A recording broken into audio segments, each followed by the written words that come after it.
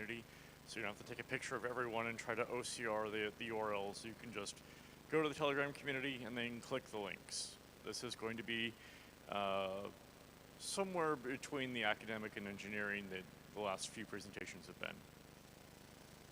So these are the companies that are currently working on quantum computers in the retail space. Slide comes from my advisor, who had a lot of contributors to make this. So this is not including the university or research labs. This is not including the governments like China, who have basically nationalized all research. This is just the commercial space, sorted by the kind of quantum computers that they're making. There's a lot of them. And they have massively varied approaches. Even in the photonics section, they're using completely different sections of physics. They're using different methods of observing, different methods of calculating, and there's lots of variety inside each one of these systems. This is Riverlane's roadmap. Is somewhat, these people are very advanced. They've solved some problems that other people haven't solved, but this is kind of like a typical roadmap to compete with IBM's roadmap. They are talking about getting a million qubits in 2026, and then in 2027, they might have like 5 million, they might have 10 million, they might have still just a million. But this is a very kind of like a standard roadmap that you're seeing today, where people are targeting very large machines very, very soon. Now, I should say that this speech should have around 100 papers as footnotes. It's very hard to say anything clearly in quantum because everything is complicated, as some of these presentations today may have shown you. There's a lot of complications here. So I'm just going to try and say some things that should probably have many, many, many, many, many footnotes. And maybe later versions of my presentation will include many, many, many footnotes in the notes, but I'm just trying to make some broad strokes here, some understandable statements, and point at the direction of technology, the risks, the advantages, and the opportunities. Courtesy of Veracitum, this was the original IBM roadmap overlaid with the improvements in the algorithms over year. And the expectation, this is an old one, you see from 2022 is when this was published, there's an expectation that every year the hardware requirements go down as the algorithms get better and better and better. Every year the hardware gets better and better and better. And IBM hit their roadmap, but they removed it. They deleted their roadmap. They said, okay, we have to start over with error correction this time. And they have a completely new architecture now. But this was the architecture that they actually stuck with and hit all of their targets. The big problem here is that this was where the algorithms were predicting a single large machine. And the reality is that we touched our hardware performance in terms of just raw qubits by improving the algorithms to a networked mode. That networked mode doesn't use impossible to build hardware. It uses hardware that's currently in mass production. So that's a huge shift, not necessarily in the machines themselves, but what we can do with them. Because now we're using hardware that's on the edge of production or being produced, depending on the company and what their architecture is. Some of these companies are still 5 or 10 years away from making something that hits the minimum 1152 qubits in the chart. Some of them are doing it right now by modules. The minimum kind of threshold here that we're talking about danger is 8 million qubits. And at that point, it's possible to break Bitcoin and just do it a bit slowly. That number used to be billions of qubits. If you check Microsoft's quantum resource estimator at Q#, they're still saying billions of qubits. Now, the algorithms have improved. Microsoft is still publishing the old information. It's very important to read a lot of papers to figure out what the current status is. Daniel Litinsky works for PsiQuantum, and he has been publishing quantum resource and quantum papers since 2016. I read some of his early papers. I looked him up and I found that he's been very busy. Active volume takes and says, instead of copying the state of every qubit to every other qubit, we're just going to take the part of the algorithm that you need to calculate and copy it where it needs to go, which is what we do in silicon all the time. Almost all the time. The current state-of-the-art of AI compute clusters is where they copy the memory of every single video card to every other video card in the cluster, which is very similar to the way that the quantum computers were working with mutual entanglement. Now we're just copying the part of the information that has to be copied in order to perform the calculations required. One other thing about this is that it's 40 times faster to use a lot of little machines instead of one big one. That computation performance increase shows up in the chart to the right.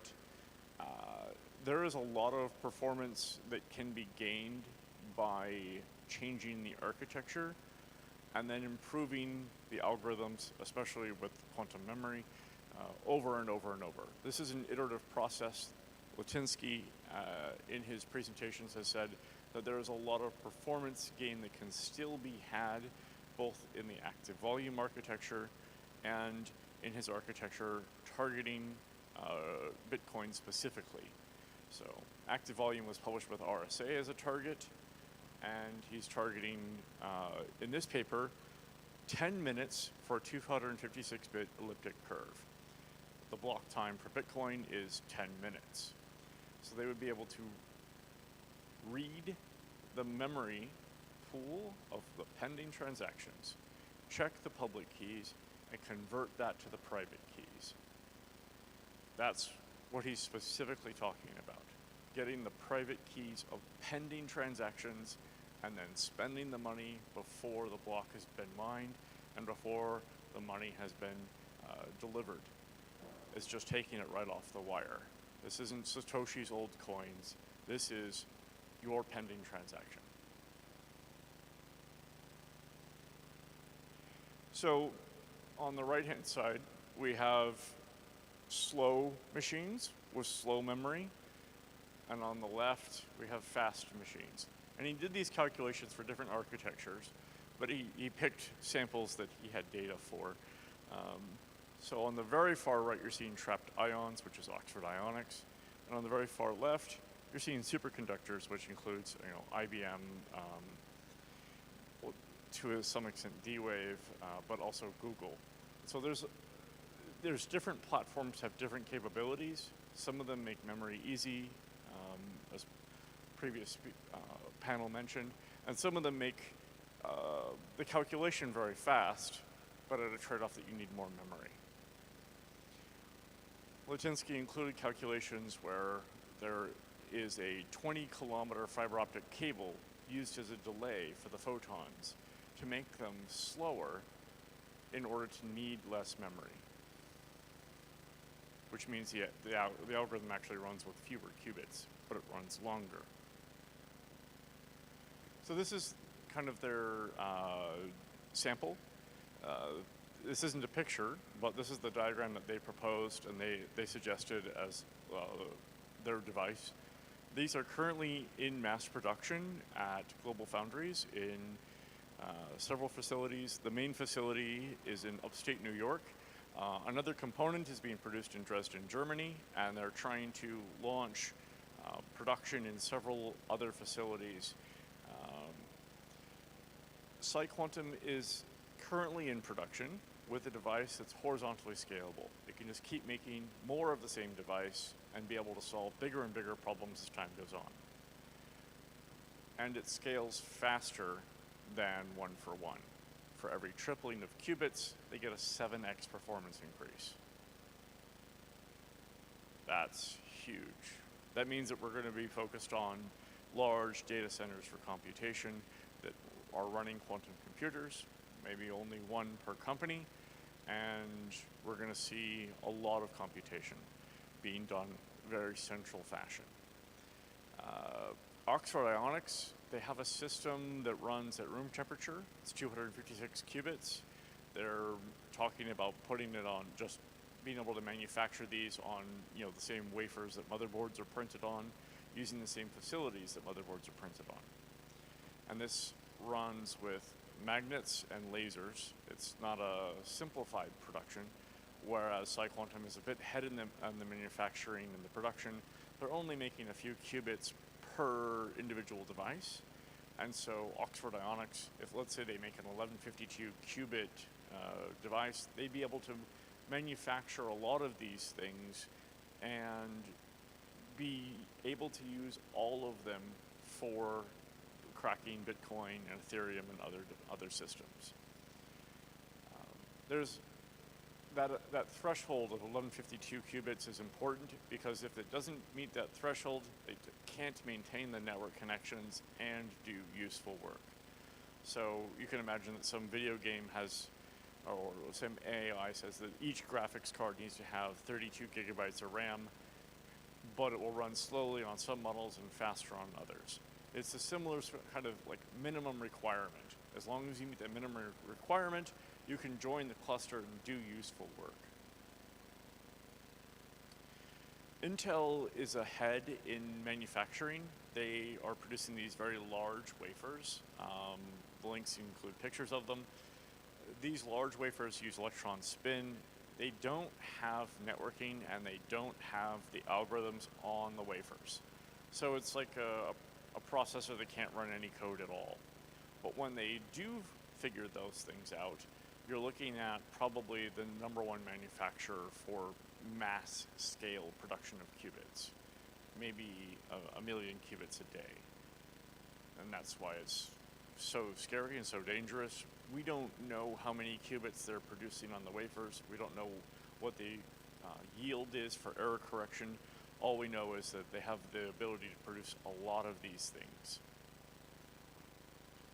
So when Q-Day comes, when quantum day comes for blockchain and elliptic curve cryptography, it's going to alter the way that we do things in blockchain specifically. The public keys get converted into the private keys. The private key is your money. People will be able to send your money to other places. This also means that smart contracts that have an administrator will be able to have that administrator privileges stolen, and then the contract updated or replaced or managed. They'll be able to drain bridges, they'll be able to drain dexes, liquidity and staking pools will be able to be drained. If someone's has their private key as their for their validation service, that validator will be able to have its currency removed and sent other places. It's just mayhem all over.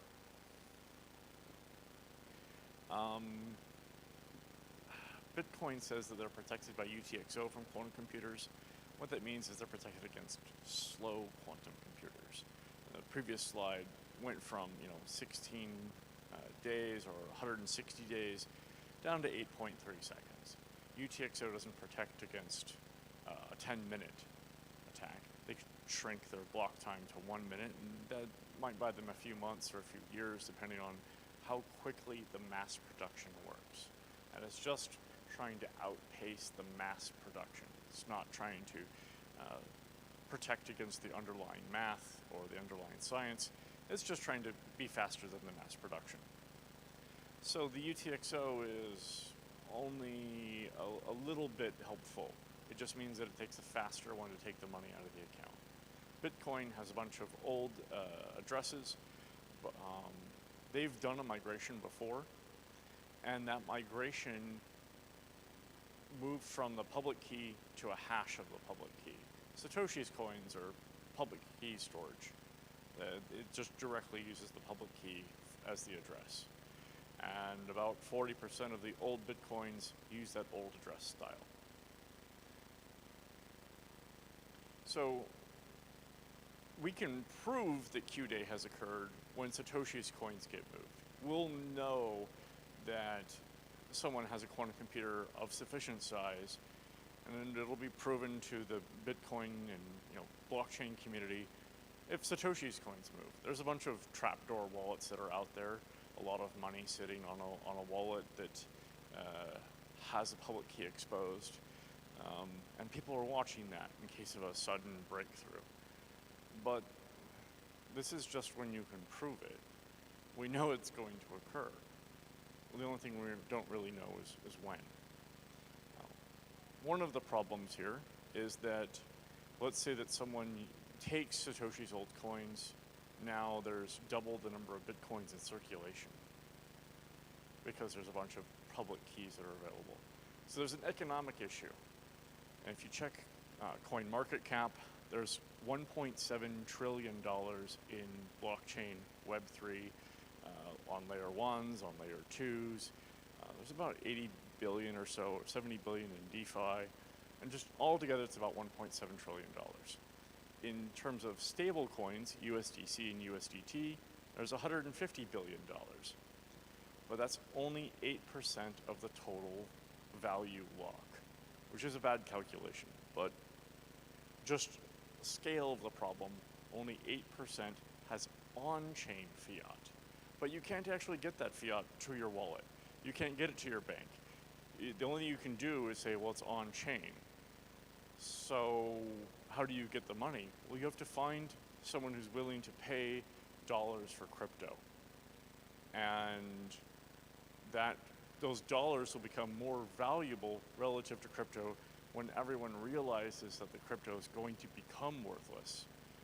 And the closer you get to Q-Day, the more worthless and the more people will understand that. Some people will just wait for the end. They'll wait for the blockchain to be provably insecure before they say that it's actually doesn't have value anymore. I try to say that blockchain is a system of trust. You're trusting the cryptography to prove that the money is correct, that the value is there. But if they've been lying about the cryptography being Bitcoin forever money, well, if it's not forever and the narrative is wrong, how valuable is it? And so we're facing a problem where misinformation to the average person may poison them against blockchain, which is a valuable technology. Having the wrong narrative will hurt us in the near term or medium term. And then when they sell, there's just not going to be enough buyers. We're going to experience a bank run one way or the other. There's just no way that we can really avoid a bank run. What we can possibly do is prepare. The problem here is that we have to prepare ahead of time. If you do the migration and you do the preparation in the middle of the attack, then the attacker can just take the money that you're trying to migrate. So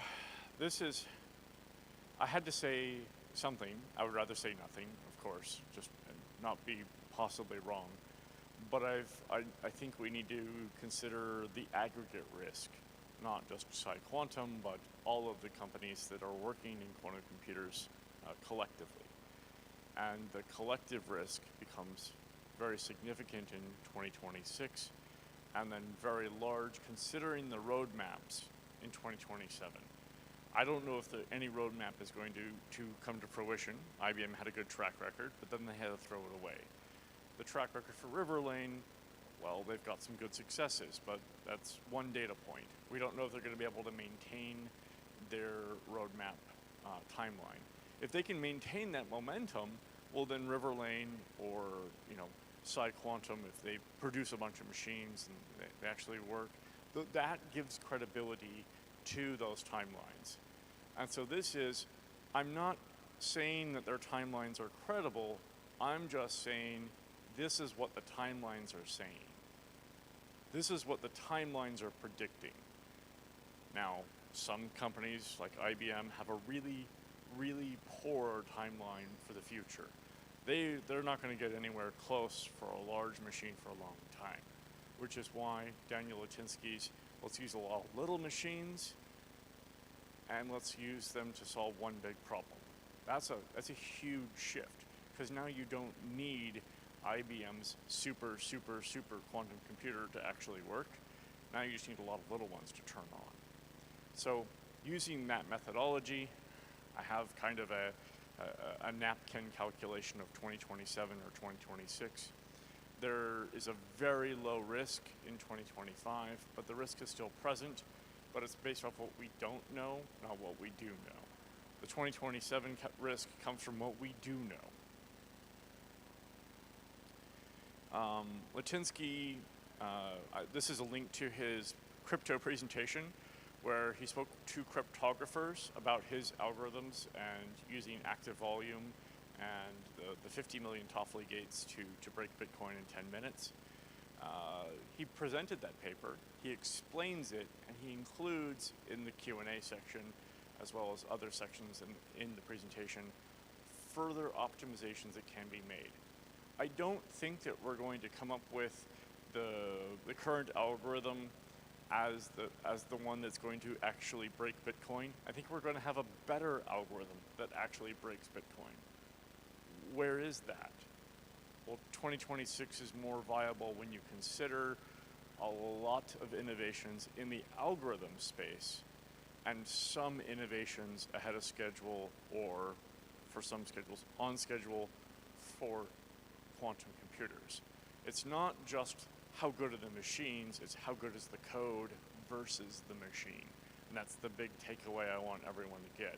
Every year that goes by, the hardware requirements go down.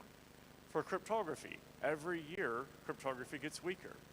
Cryptography never gets stronger, it just gets weaker as the NSA and other mathematicians have more and more attacks, and the computers get better and better. Why are people picking on Bitcoin? It's the next target. It's just what we can't do in emulation, and when we have enough machine power. What about RSA, which is the RSA 2048 is actually a really common SSL certificate. Why not pick on that? Well, that's a harder target. It's not that Bitcoin is what people hate, it's what they can do. It's just the next target. Ethereum is the next target. Solana is the next target. Solana's got slightly weaker, along with Cardano, slightly weaker cryptography. So if they just miss the mark on Bitcoin, well, then they'd be able to break Cardano and Solana. ED25519 is slightly smaller.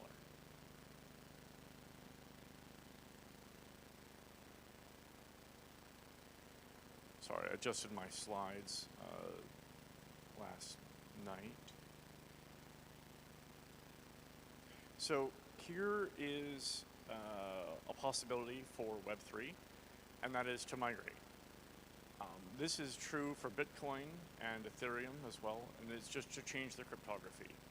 And there's a user experience here that's very, very important. Everybody has to sign a transaction from the old cryptography targeting the new cryptography. The cryptography has to exist and has to work before they can go to the new system. Now, there's proposals, emergency proposals, of going to cryptography that doesn't work. And that was one of these 6-month migration plans for Bitcoin.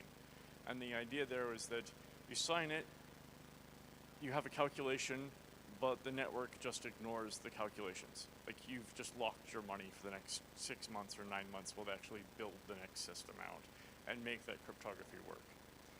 But in every situation, it's going to be a migration. Now, there's several ways to do those migrations. It's actually harder to upgrade a blockchain in place than to make a new one. When you're making a new one with a blank slate, you don't have to worry about the old cryptography. You just need to provide the ability to migrate to that cryptography. You don't have to have a double consensus mechanism. You don't have to have double validation signatures. You don't need to have double wallets. You just need a new wallet. In terms of migration, Signal, Apple, Google Chrome have already done this migration, partly for the capture now, decrypt later attacks, which people have said, oh, we should have migrated last year or the year before. 2022 would have been a good time to prevent the capture now, decrypt later attacks. So anytime you have a central key distribution, it's actually pretty easy to upgrade. SSL has already begun that process, and they're just waiting for keys to expire, and then they'll give them new keys, and the new keys are quantum safe. Some companies are going to be massively affected by this, especially if they do content distribution. Any kind of content distribution networks are going to have, CDNs are going to have a big penalty because the cryptography is really, really expensive. So they're forecasting tens of billions of dollars in just hardware upgrades. There's some examples of systems that are actually hard to migrate. Those would be like cars, because the public-private key guarantees the firmware is correct and the USB bus hasn't been tampered with. So all of the keys use public-private key cryptography. All the cars do.